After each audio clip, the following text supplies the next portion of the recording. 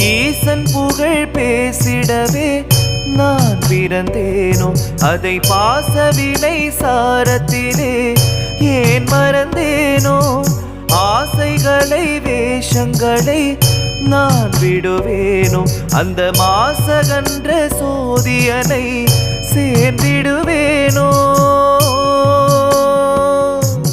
தூண்களில் ஆவான் படைத்தார் தூயவன் அவனே, கழல் தேடி வரும் கண்களுக்கு தாயானவனே. தூண்களில் ஆவான் படைத்தார் தூயவன் அவனே, கடல் தேடி வரும் கண்களுக்கு தாயானவனே.